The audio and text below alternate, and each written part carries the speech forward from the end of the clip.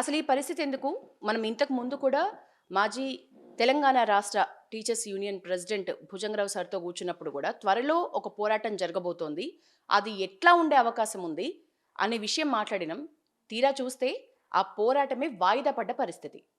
ఓవరాల్‌గా ఈ ఎపిసోడ్ మీద మాట్లాడడానికి మళ్ళీ నేను సార్ దగ్గరకొచ్చాను. నమస్తే సార్. మనం నమస్కారం. లాస్ట్ టైం మాట్లాడుకున్నాం. చాలా గట్టిగా పోరాటం వెళ్తుంది. ప్రత్యక్ష పోరాటంలోకి దిగబోతున్నారు అని అనుకున్నాం. అసలు పోరాటమే బ్యాక్ స్టెప్ పడింది. ఎందుకు ఈ పరిస్థితి? ఇప్పుడు ఉద్యమ కార్యక్రమాలు ఏమైపోయినాయంటే, ఒక నాన్న పులి సామెతలాగా అయిపోయింది. పిలిపించినప్పుడల్లా ఏదో జరుగుతుందని జనం అనుకోవడం, ఉద్యోగులు అనుకోవడం, ఉపాధ్యాయులు అనుకోవడం, పెన్షనర్లు అనుకోవడం, ఆశించడం, ఏదో పట్టుకొస్తారు, తీసుకొస్తారు, సాధించుకొస్తారు అని ఎదురు చూడడం. పోతున్నారు, ఊపుకుంటూ పోతున్నారు, ఉత్త చేతులతో వస్తున్నారు. నేను ఈ మధ్యలో ఒక దగ్గర చెప్పిన, ఎందుకు పోతున్నాడో ఢిల్లీకి రేవంత్ రెడ్డికి తెలియదు. ఏం తెస్తున్నాడు ఇంతవరకు కూడా బుట్ట పైస లేదు.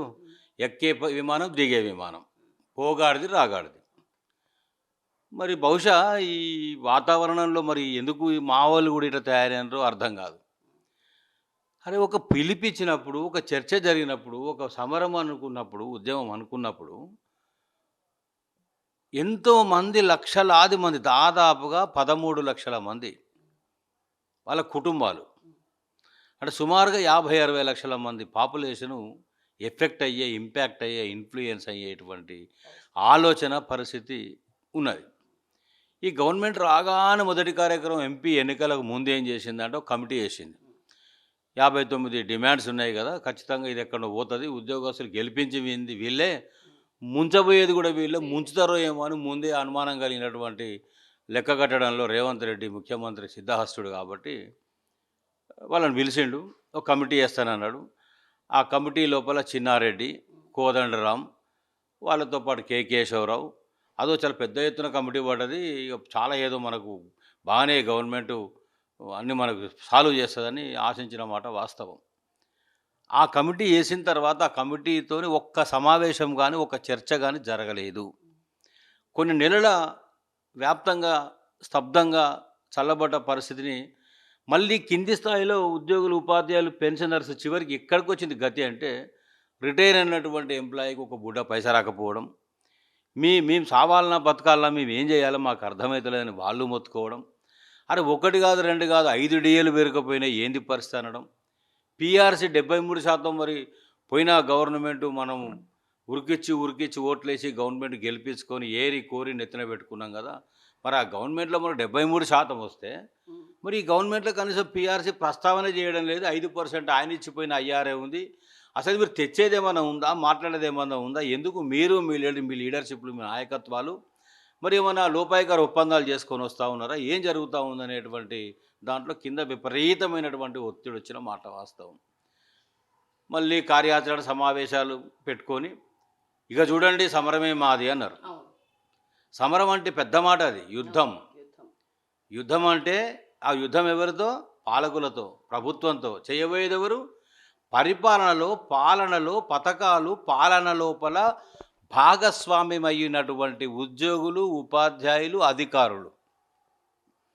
మరి వీళ్ళు సమరము అన్నప్పుడు ఖచ్చితంగా కింద కూడా ఏమనుకుంటామంటే, సరే సమరమై ప్రభుత్వం చేయనియది, నిజంగానే ఉద్యోగ, ఉపాధ్యాయ, పెన్షనర్స్ సమరం అంటూ మొదలు పెడితే రేవంత్ రెడ్డి కాదు కదా, గతంలో ముఖ్యమంత్రి మన ఎన్టీ రామారావు గారే తట్టుకోలేదు, చంద్రబాబు నాయుడు గారే తట్టుకోలేదు, 13 డిఏలు పెండింగ్లో పెట్టిండు ఆయన.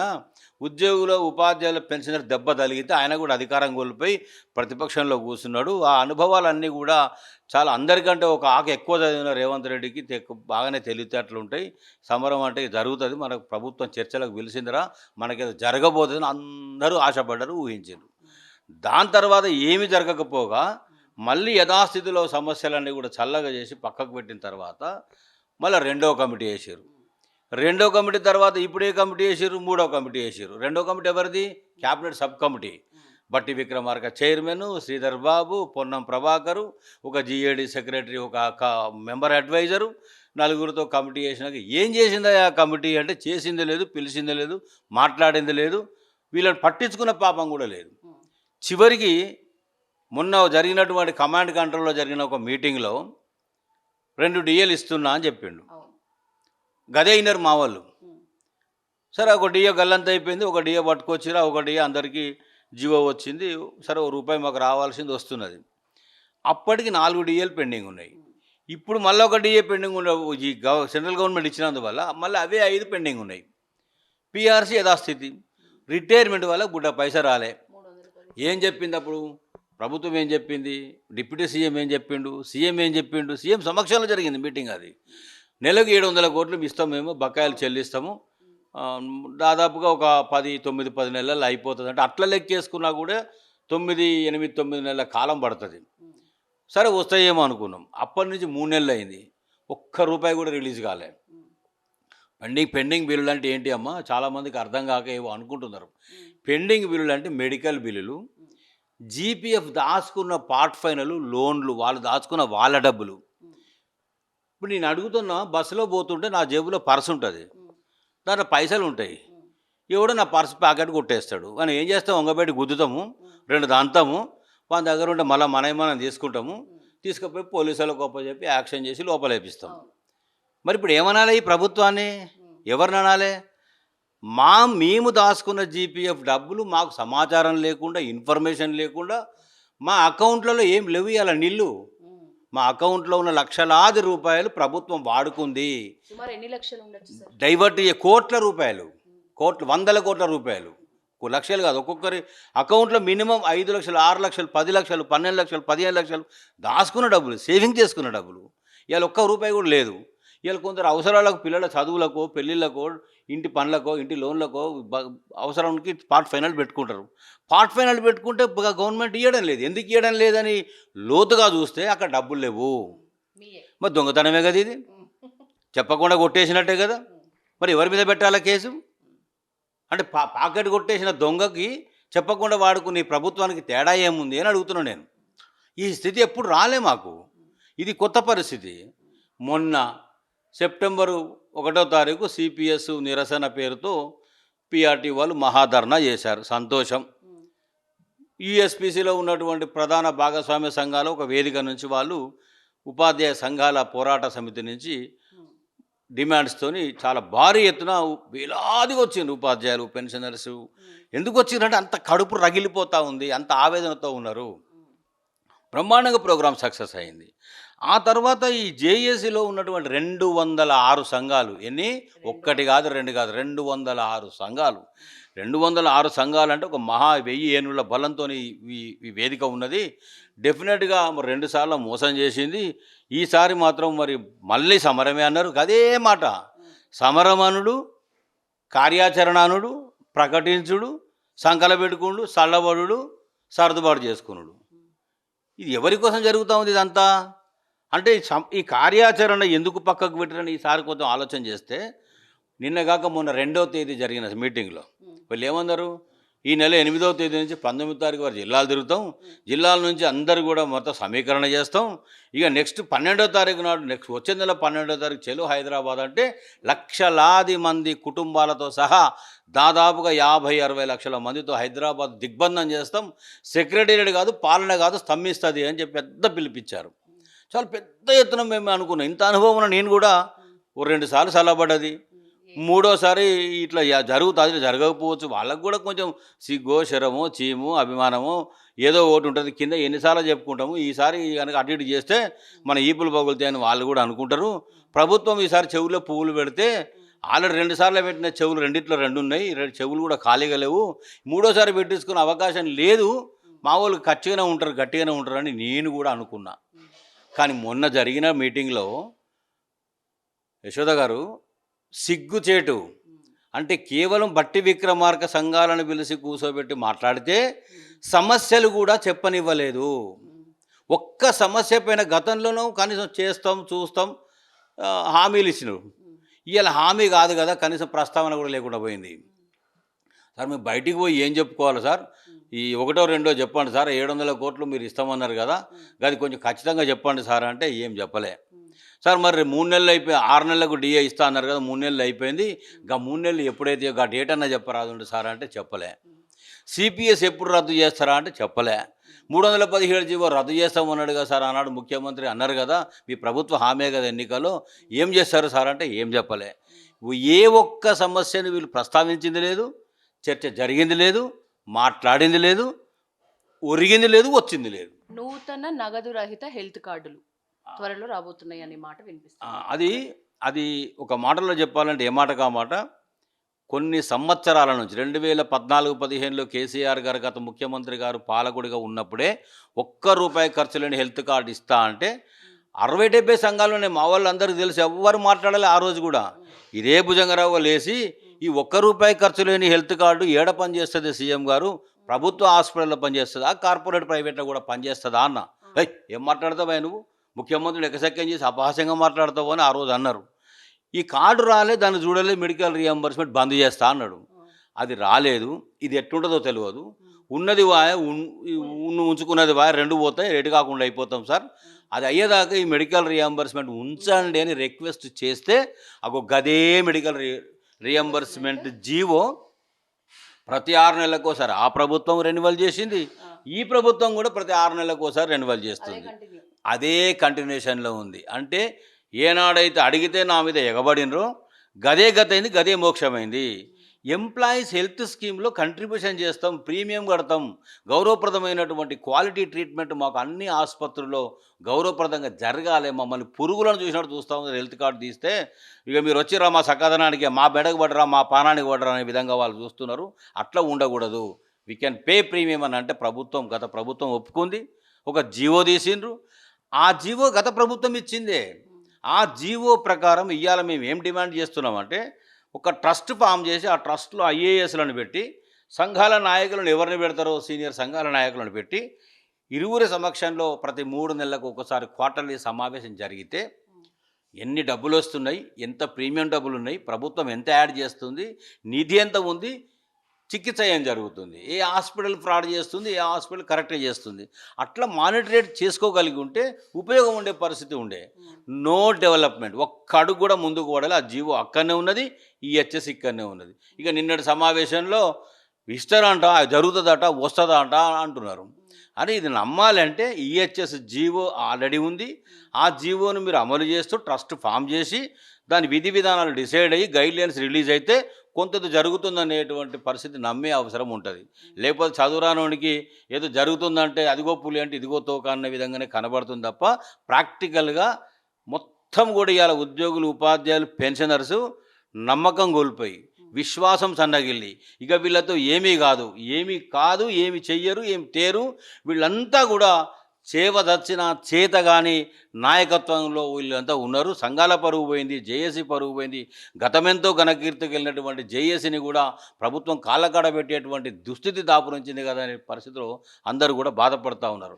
నాకు ఇంకొక మాట చెప్పాడు, ఆ మీటింగ్ వేసినటువంటి దాంట్లో నాకు కొంత సమాచారం వచ్చింది ఇంటర్నల్గా. ఏమొచ్చిందంటే 206 సంఘాలు అన్నారు. 206 సంఘాలలో చిన్న సంఘాలు ఉంటాయి, కొత్త సంఘాలు ఉంటాయి, పాత సంఘాలు ఉంటాయి, పెద్ద సంఘాలు ఉంటాయి, దొడ్డు సంఘాలు ఉంటాయి, లావు సంఘాలు ఉంటాయి, చాలా ఉంటాయి. మరి ఇన్ని సంఘాలు ఉన్నప్పుడు కొన్ని సంఘాలకే ఎప్పుడూ 40-50 ఏళ్ళ కింద జాయింట్ స్టాఫ్ కౌన్సిల్లో ఉన్నటువంటి సంఘాలకు ఆన్ డ్యూటీ ఫెసిలిటీ ఇచ్చి వాళ్ళని అందులో పెట్టి వాళ్ళు మాత్రం ప్రభుత్వంతో చర్చలు జరిపే పరిస్థితి ఉంటుందని గానాడంటే, గత పాలనలో బీఆర్ఎస్ ప్రభుత్వంలో కూడా ముఖ్యమంత్రి చంద్రశేఖరరావు గారు, ఆయనకంటే ముందు రాజశేఖర రెడ్డి గారు కూడా రోసా అంటే రీఆర్గనైజేషన్ ఆఫ్ సర్వీస్ అసోసియేషన్స్, దాన్ని రీఆర్గనైజ్ చేయండి, రెన్యువల్ చేయండి అంటే ఆ ప్రభుత్వము పట్టించుకోలే, బీఆర్ఎస్ ప్రభుత్వము పట్టించుకోలే, గాలికి వదిలేసింది, ఎవరిని కూడా పట్టించుకోలే.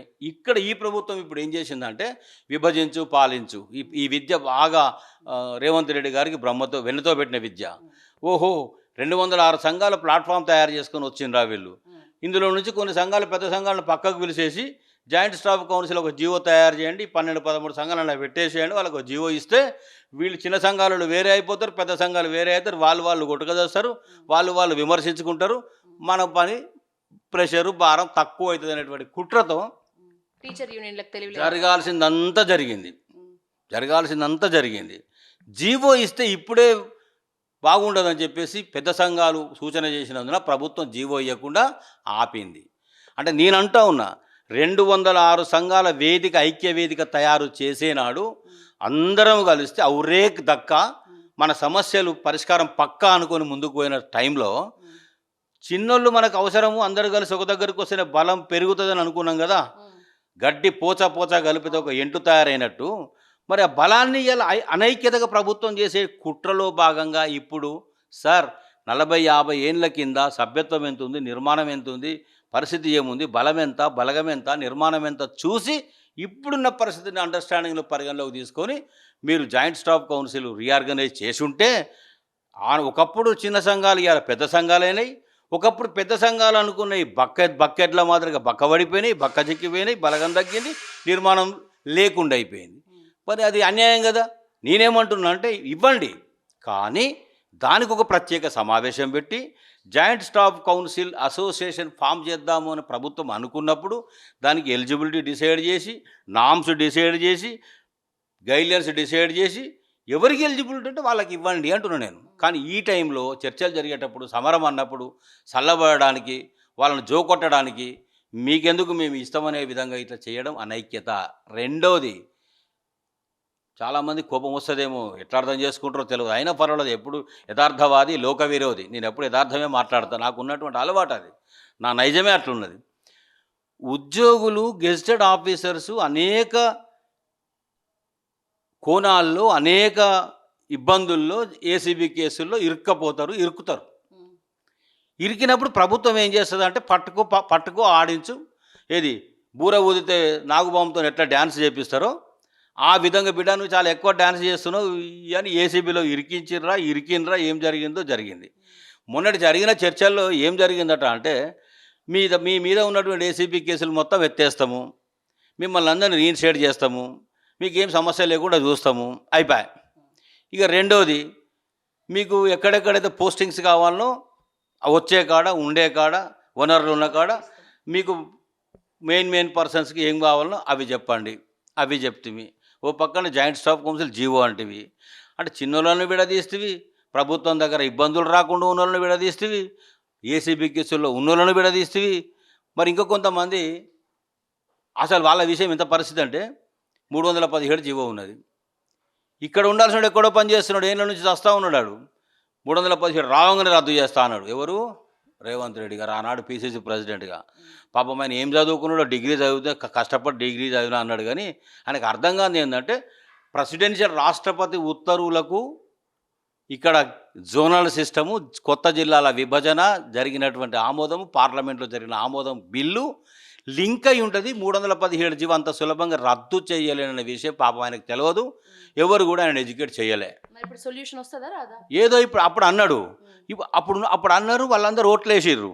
ఇప్పుడు వాళ్ళంతా కొన్ని వేల మంది ఉన్నారు. ఏమైంది మా 317 జీవో, మాకు మోక్షం ఎప్పుడు? ఇంకా నువ్వే చెప్తావు కదా ముఖ్యమంత్రి గారు అని అంటే, తెలియక మాట్లాడినా, ఎరగలేక మాట్లాడినా, నాకు ఎవరు చెప్పక మాట్లాడినా చెప్తలేడు.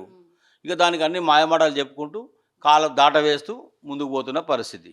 ఇక సిపిఎస్, కంట్రిబ్యూటరీ పెన్షన్ స్కీమ్, ఈ మీ వీడియో ద్వారా చూస్తున్నటువంటి చాలామందికి అర్థం కావాలి.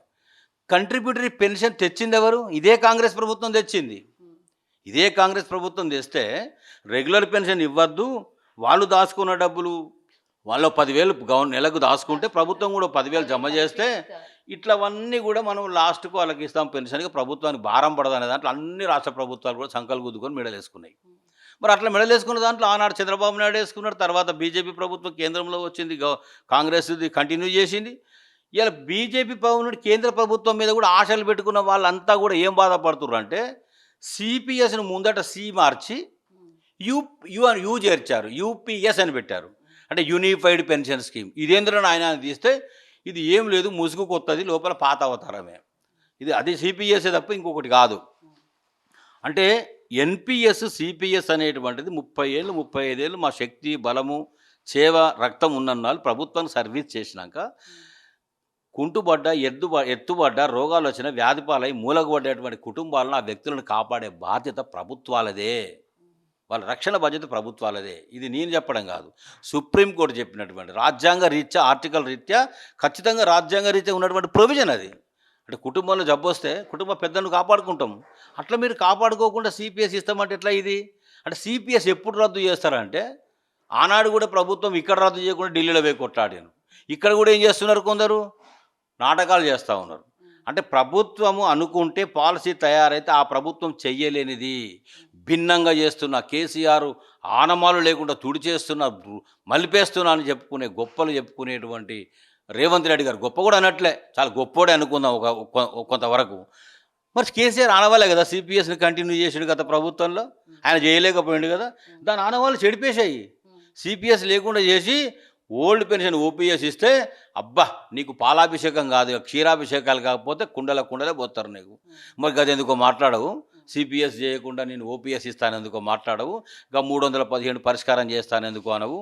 ఇక మా వాళ్ళు నిన్నటిదాకా బాధపడ్డారు. కేసీఆర్ ఏం చేసిండరికేనా అమ్మా, తెలంగాణ ఇంక్రిమెంట్ ఇచ్చిండు కొట్లాలను అందరికీ, అదనంగా వచ్చింది, అది అనుభవించినాం మేము. పెన్షనర్స్కి ఒక్కరికి ఇవ్వలేదు కానీ ఎంప్లాయీస్ అందరికీ ఇచ్చిండు ఆయన. మరి ఇవాళ ఈ గవర్నమెంట్ ఆనాడు అన్నది ఈ ఇంక్రిమెంటు దాంట్లో కలుపుంటే బాగుండేది, బేసిక్ పేలో కలుపుంటే బాగుండేది, పీపీగా ఇచ్చుంటే బాగుండేది, పర్సనల్ పే ఉంటే చాలా పెరిగేదని. మరి అది ఎందుకో చెయ్యరు మీరు. మొన్న జరిగినటువంటి సమావేశంలో ఇంతమంది పోయినరో అంతమందిని కూడా మా వాళ్ళందరూ ఉద్యోగ ఉపాధ్యాయులు పెన్షనర్స్ చాలా ఎదురు చూస్తూ ఉన్నారు. అరే భుజంగరావు సార్ మాట్లాడేటోడు ఉండే 58,000 ముంచుకొచ్చిన రిటైర్ అయ్యి ఇంట్లో కూర్చున్నాడు, మరి వీళ్ళకేమో 61 సంవత్సరాలు బఫర్ జోన్లో బార్డర్ సెక్యూరిటీలు వీళ్ళందరూ 3 ఏళ్ల కాలంలో మిగిలిపోయారు. మిగిలింది ఎవరి కొరగా అంటే వాళ్ళ కొరకు ఉపయోగపడుతుంది తప్ప మా కొరకు ఉపయోగపడేది ఏమీ లేదని ఏడుస్తూ ఉన్నారు, బాధపడతా ఉన్నారు. మీరు అన్నట్టు ఉద్యోగులు ముఖ్యంగా కింది స్థాయి ఉద్యోగులకైతే విశ్వాసం పోతుంది జేఏసీల పట్ల. మీరు ఇందాక అన్నారు ఐకమత్యమే మహాబలమని, పిల్లలకు నేర్పించాల్సిన టీచర్ల యూనియన్లే ఈ ఐకమత్యాన్ని విడగొట్టే పరిస్థితి ప్రభుత్వం చేస్తుంది. మీరు ఇప్పుడు కల్లారా మంచిగా అర్థమయ్యేటట్లు చెప్పిండ్రు. ఎట్లా విడగొడుతుంది చిన్న స్థాయి జేఏసీలను, పెద్ద స్థాయి జేఏసీలను ఎట్లా విడగొడుతుంది? ఆ స్పృహ ఈ మాత్రం టీచర్స్ యూనియన్లకి, ఇప్పుడు మనం అనుకుంటున్న సంఘాలకి, జేఏసీలకి ఎందుకు లేదంటారు? నేను ఉపాధ్యాయ ఉద్యోగ సంఘాలకు కూడా ఒక రిక్వెస్ట్ చేస్తున్నా, విజ్ఞప్తి చేస్తున్నా. కలిసి ఉంటే నిలబడతాం, విడిపోతే పడిపోతాం. పడిపోతే పట్టుకుంటాడు ఎవడు ఉండడు. ఈ ప్రభుత్వాన్ని మరీ ముఖ్యంగా ఈ ప్రభుత్వం మెడలు వంచాలంటే పోరాడి సాధించుకోవాల్సిందే తప్ప తీసుకొచ్చి నీ జేబుల్లో పెట్టే పరిస్థితి ప్రభుత్వం లేదు. సాధ్యమవుతుందా సార్? పోరాటాలు చేసుకుంటే ప్రభుత్వంతో చర్చలు సాధ్యమవుతుందా? ఆ ఇచ్చే పోరాటంలో చేపట్టే కార్యాచరణ ప్రణాళికలు చిత్తశుద్ధి నాయకుల్లో ఉంటే, గత ప్రభుత్వాల్లో మెడలు వంచినాం, సాధించుకున్నాం, మెట్టు దిగొచ్చిండ్రు, గౌరవప్రదమైన చర్చలు జరిగినాయి, పరిష్కారాలు దొరికినాయి.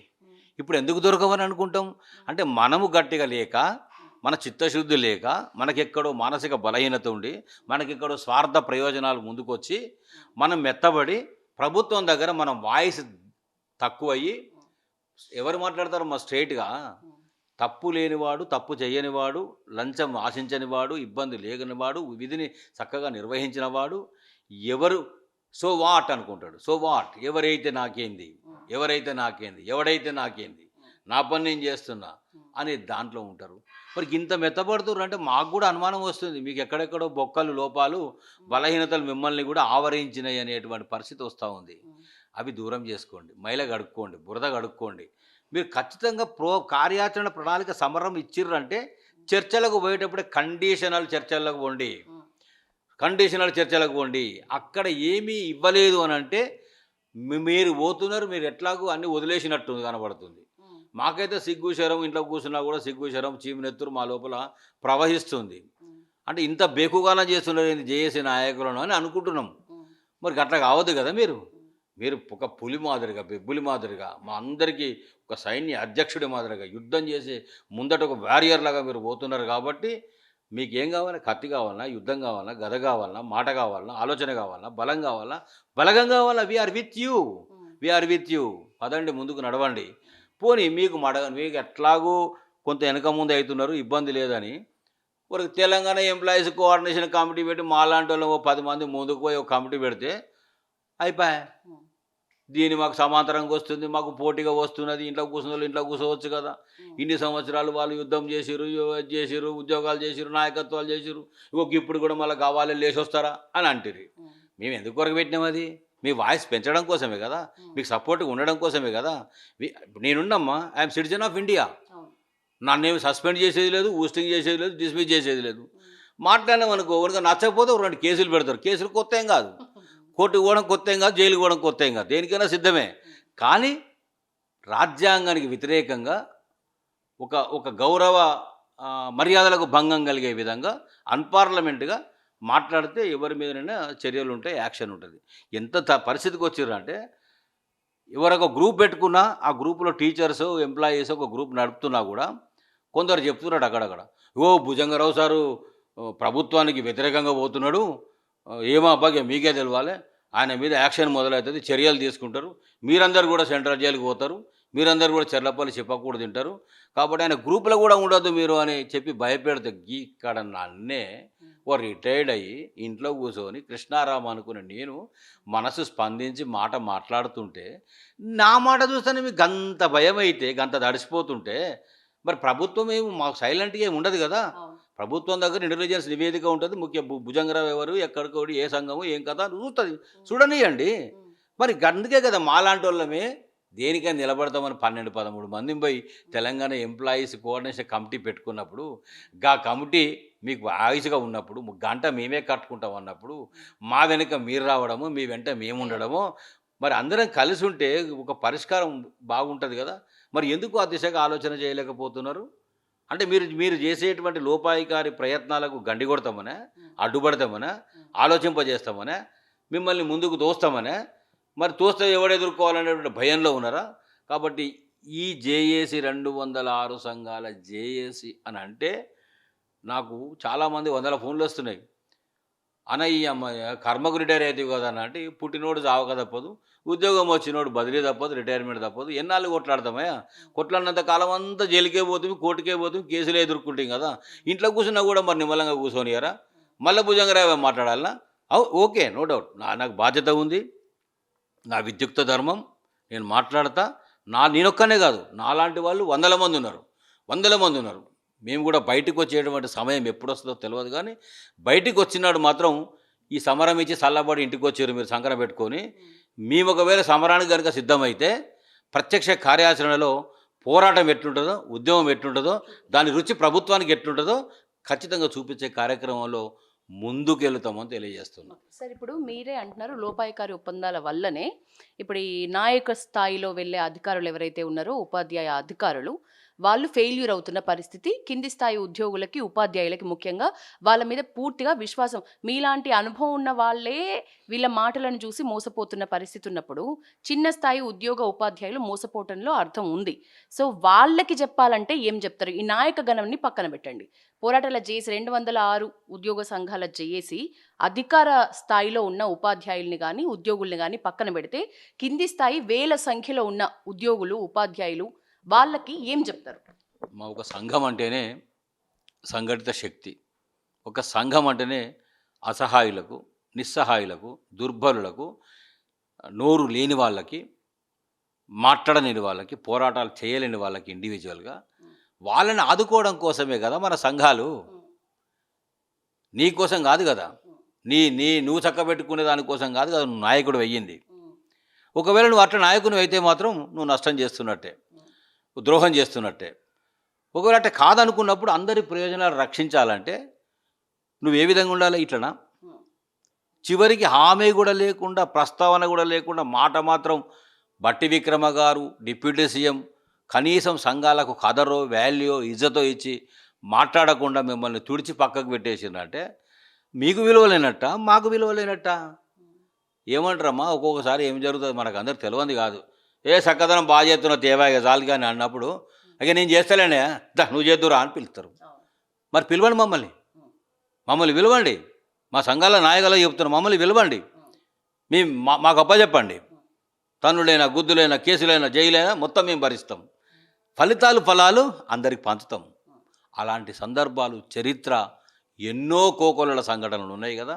ఎంతోమంది మహానుభావుల త్యాగాలు, వాళ్ళ యొక్క సాక్రిఫైజెస్, వాళ్ళ కుటుంబాన్ని, భార్యను, పిల్లల్ని పట్టించుకోకుండా సంఘాలకే పరిమితమై పనిచేస్తేనే కదా, ఎంతో కొట్లాడితేనే కదా 6 నెలలకు ఒకసారి డిఏ హక్కుగా వచ్చింది. ఎట్లో కొట్లాడితేనే కదా 5 సంవత్సరాలకు పే రివిజన్ కమిషన్ వేతనాలు పెంచాలనేది వచ్చింది. ఎంతో కొట్లాడితేనే కదా బదిలీలు జరగాలనేవి, ఎంతో సాధించుకుంటే తప్ప పదోన్నతులు జరగాలనేది. ఇవన్నీ కూడా ఉత్తగా తేరగా వచ్చినాయి కావు. 60-70 సంవత్సరాల పోరాటాల చరిత్ర అలాంటి వాటి ఫలితంగానే ఒక్కొక్కటిగా సాధించుకున్న పరిస్థితి. ఇప్పుడు కొత్తగా ఏమొస్తున్నాయంటే ఏ ఒక్కటి లేకపోగా ఉన్నయి ఊడిపోతున్న పరిస్థితి ఉంది. ఇప్పుడు ఏమైంది? పెన్షన్ క్వెషన్ మార్క్ అయింది, సిపిఎస్ వచ్చింది. ఇప్పుడు ఏమైంది? జోనల్ సిస్టమ్ కొత్త జిల్లాల పేరిట 317 బలి చేసింది. ఇప్పుడు ఏమైంది? మనకు 5 డిఏలు అనేటువంటి క్వెషన్ మార్క్ అయిపోయినాయి. మనం సాధించుకున్న పిఆర్సీ అటకెక్కింది. ఇప్పుడు ఏమైంది? మెడికల్ రియంబర్స్మెంట్ అటకెక్కింది. హెల్త్ కార్డు శూన్యం, కనబడతలేదు. ఇట్లా ఒక్కొక్కటి దూరం అయిపోతున్నాయి. మనకు నిద్ర ఎట్లా పట్టాలి? మనకు తిండి ఎట్లా రుచించాలి? మనం మనశ్శాంతిగా ఎట్లా ఉండగలము? నేనైతే చాలా ఆవేదనతో, చాలా బాధతో ఉన్నా. మొన్న ఒక 2, 3 రిటైర్మెంట్ ఫంక్షన్స్‌కి పోయి మాట్లాడినా. నన్ను పిలిస్తే మా వాళ్ళు, సరే అన్న ఒక 2 మాటలు చెప్తే అందరికి ఉపయోగపడతాయి అనే దాంట్లో పోయినప్పుడు, మీరు చెప్పే సందేశం కోసమే మేము వచ్చినాం సార్ అని చెప్పారు. నేను పెద్ద మహాప్రవక్తని కాదు నేను. కానీ నాయకుడి మాటల్లో చిత్తశుద్ధి ఉంటుంది.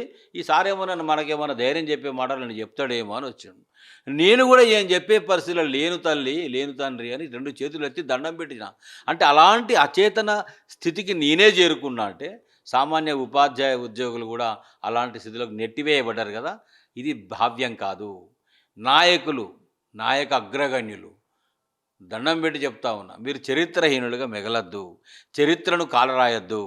గతమెంతో ఘనకీర్తి కలిగిన జేఏసీని మరింతగా కాపాడుకొని దాని రేటింగ్ పెంచే స్థాయిలోనే మీరు ఉండాలని, మీకు ఇబ్బందులు ఏమంటూ వస్తే ఖచ్చితంగా మీ వెంట మేముంటామని చెప్పే మాట మరొక్కసారి చెప్తూ, బలపడండి, భద్రంగా ఉండండి, బతికే వాళ్ళను బతకనియండి. మీరు మాత్రమే బతుకుతూ ఇతరులను చంపే ప్రయత్నం చేయకండి.